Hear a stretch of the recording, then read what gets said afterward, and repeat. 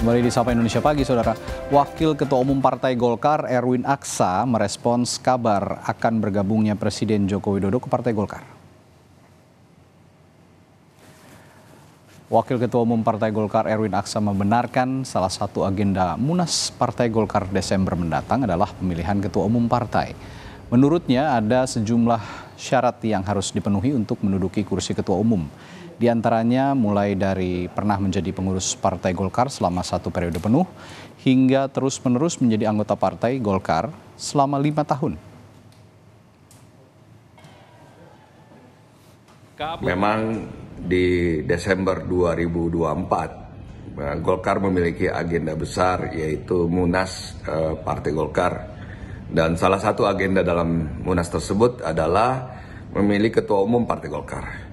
Syarat untuk menjadi Ketua Umum Partai Golkar yaitu pernah menjadi pengurus Partai Golkar tingkat pusat atau sekurang-kurangnya pernah menjadi pengurus Partai Golkar tingkat provinsi.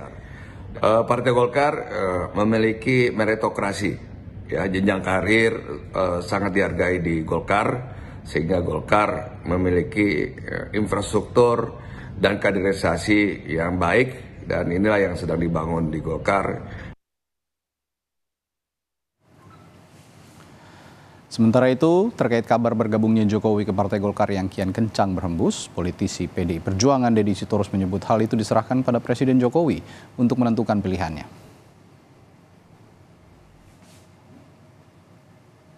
Ya, Jokowi suka-suka dia mau jadi kader mana, kader siapa yang dia penguasa tertinggi. Hubungan bagaimana orang cita-cita dia menghancurkan PDIP kok masih ada hubungan, dari mana? Kan jelas yang dibilang Adi Wijayanto, beliau itu ingin supaya PDI Perjuangan suaranya mengecil, berkurang. Kalau perlu ya, kan kira-kira gitu ya. Kalau sudah tahu kita isi kepala Pak Jokowi begitu, masa masih mau komunikasi?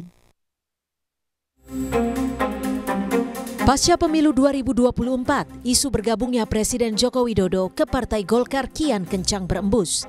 Kabar ini tentu saja tak muncul tiba-tiba. Sejak masa kampanye Pilpres, berita Jokowi akan bergabung ke partai berlambang pohon beringin itu memang sudah terdengar. Spekulasi ini muncul seiring hadirnya Jokowi di acara Partai Golkar serta pertemuannya dengan Ketua Umum Partai Golkar Erlangga Hartarto sehari jelang debat Pilpres.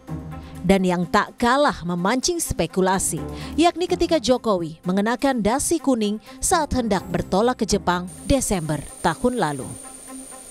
Di berbagai kesempatan, Jokowi memang tak pernah menjawab langsung ketika ditanya soal kabar tersebut. Soal isu Bapak masuk Golkar ada tanggapan khusus? Ada isu Bapak masuk Golkar? Saya tiap hari masuk istana.